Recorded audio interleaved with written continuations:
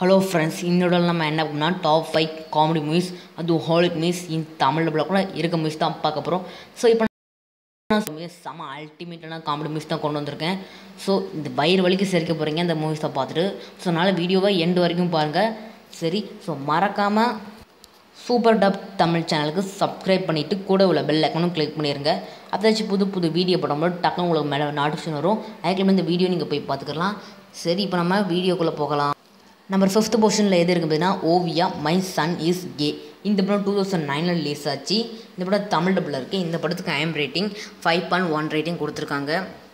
இது ஒரு comedy ட்ராமாவான movie. இது ஒரு கே மூவி. ஸோ இந்த படத்தில் இருக்காருன்னா நம்ம ஹீரோவும் நம்ம ஹீரோ இருப்பார்ல. ஸோ அவர் பார்த்திங்கன்னா ஒரு கே, ஆனால் அப்பா அம்மாவும் கேயாக இருக்க விரும்ப மாட்டாங்க. ஸோ அதனால் பார்த்திங்கன்னா அவர் பிரிக்க நிறைய பண்ணுவார். ஸோ அதுதான் படத்தோட கதையை. கடைசி என்ன நெக்ஸ்ட் தான் படத்தோட கதை. அதை சிம்பிளாக இருந்தாலும் உள்ளே நல்லா காமெடி சூப்பராக பண்ணியிருந்தாங்க. ஸோ அந்த 2 பேருக்கே ரொம்ப பிரிக்க கஷ்டப்படுவாங்க.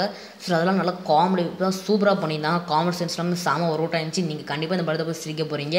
அதனால் மிஸ் பண்ணாமல் அந்த படத்தை போய் பார்த்துருங்க. ஸோ இதான் நம்ம 5th பொசிஷன் இருக்குது Oviya my son is K.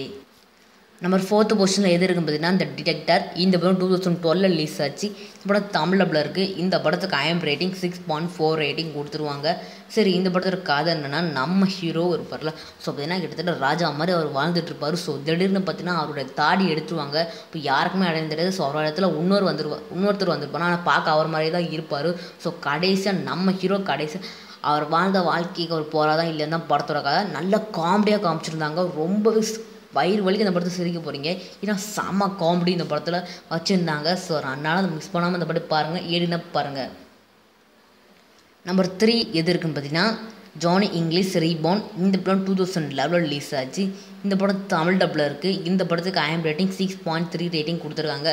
So இந்த படம் ஒரு ஆக்ஷன் காமெடியான மூவி. முக்கியமாக ஆக்ஷன் தான் இதில் காமெடி தான் இதில் அதிகமாக இருக்கும். ஸோ இந்த படம் செம்ம காமெடி வச்சுருந்தாங்க. உள்ள வயிறு வலிக்கு சிரிக்க போகிறீங்க. ஏன்னா செம்ம காமெடி லைன்.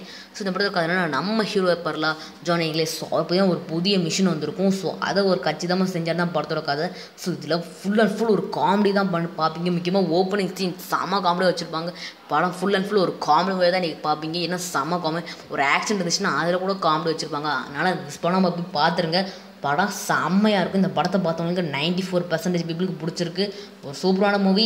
மறக்காம இந்த படத்தை பார்த்துருங்க, மிஸ் பண்ணிடாதீங்க. வேறு லெவலில் இருக்கும். காமெடி சீன்ஸ் பக்காவாக பண்ணியிருந்தாங்க. அதனால் இந்த படத்தை மிஸ் பண்ணாமல் பாருங்கள். இதான் நம்ம 3rd பொசிஷன் இருக்குது ஜானி இங்கிலீஷ் ரீபார்ன்.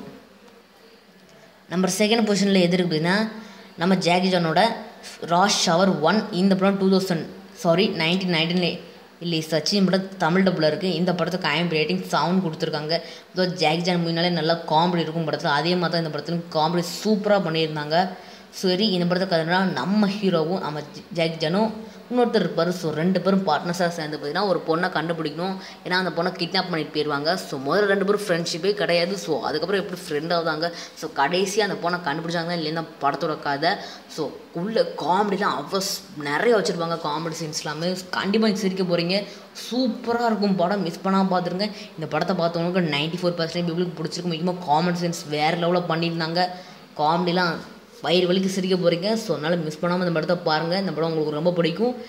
அதனால் இந்த படத்தை கண்டிப்பாக பார்த்தே ஆகணும். ஸோ இதான் நம்ம 2nd பொசிஷன் இருக்குது ராஷ் ஹவர் 1.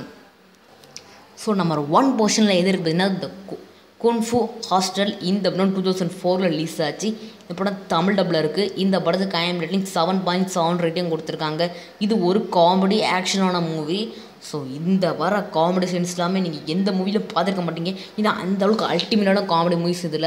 ஸோ அதனால் மிஸ் பண்ணாமல் இந்த படத்தை பார்த்தோன்னா காமெடி சீன்ஸ் வேறு லெவலில் இருக்குங்க. சரி, இந்த படத்தில் கதை என்னென்னு பார்த்தாலும் கதை ரொம்பவே சிம்பிளாக தான் வச்சுருந்தாங்க. அந்தளவுக்கு ஸ்டோரிலாம் இங்கே இருக்காது. நம்ம ஹீரோ இருப்பார்ல. ஸோ அதை வேலையே கிடைக்காது. கிட்டத்தட்ட ரொம்ப ஏழையாக இருப்பார். ஸோ அவர் கூட இன்னொரு ஃப்ரெண்டும் இருப்பாங்க. ஸோ அந்த 2 பேரும் பார்த்தீங்கன்னா ஒரு மிஷின் கிடைக்கும் அவருக்கு. அதாவது ஒரு வேலை. ஸோ என்னென்னா ஒரு ஆளை வந்து ஜெயிலேருந்து தப்பிக்க வச்சு கொண்டு வரணும். ஸோ அந்த ஆளை பார்த்திங்கன்னா எதுக்குன்னா அந்த படத்தை பார்த்து தெரிஞ்சுக்கோங்க. ஸோ இருக்கிறதுல நம்ம ஸ்டீஃபன் காப்ஸ் காமெடிலாம் பிரமாதமாக பண்ணியிருந்தாங்க. முக்கியமாக அந்த ரோல் கொடுத்துருப்பாங்க ஒரு ஆளுக்கு. அதுதான் காமெடியே. ஃபுல் அண்ட் ஃபுல் ஒரு காமெடியாத மூவி தான் எக்ஸ்பிரஷன் பண்ணுங்க. வயிறு வலிக்கு இந்த படத்தை சிரிக்க போகிறீங்க. ஏன்னா செம்ம மூவி. அதனால தான் 1st பொசிஷன் கொடுத்தோம். குன்ஃபு ஹாஸ்டல் சரியாக இருந்தால். ஏன்னா வேறு லெவலான காமெடி மூவி. அதனால் இதை நீங்கள் பார்த்தே ஆகணும். சூப்பராக இருக்கும். அதனால் மிஸ் பண்ணால் அந்த படத்தை பார்த்துடுங்க. சரி, இதான் நம்பர் 1 பொசிஷன் இருக்குது குன்ஃபு ஹாஸ்டல். ஸோ ஃப்ரெண்ட்ஸ், இதான் நான் சொன்ன top 5 Hollywood comedy movies. So இந்த வீடியோ பிடிச்சினா லைக் பண்ணுங்கள், பிடிச்சா உங்கள் ஃப்ரெண்ட்ஸ் கூட ஷேர் பண்ணுங்கள். மறக்காமல் சூப்பரான தமிழ் சேனல் சப்ஸ்கிரைப் பண்ணிவிட்டு கூட உள்ள பெல் ஐக்கனும் கிளிக் பண்ணிடுங்க. சரி, அடுத்த வீடியோ ஒரு சூப்பரான லிஸ்ட் தான் கொண்டு வருவேன். ஸோ இப்போ நான் சொல்ல 5 காமெடி மூவிஸில் உங்களுக்கு எந்த காமெடி மூவிஸ் ரொம்ப பிடிச்சிருக்கோ கீழே கமெண்ட் செக்ஷனில் சொல்லலாம். ஸோ அடுத்த வீடியோ ஒரு சூப்பரான லிஸ்ட் தான் கொண்டு வருவேன். ஸோ அதனால் பை ஃப்ரெண்ட்ஸ்.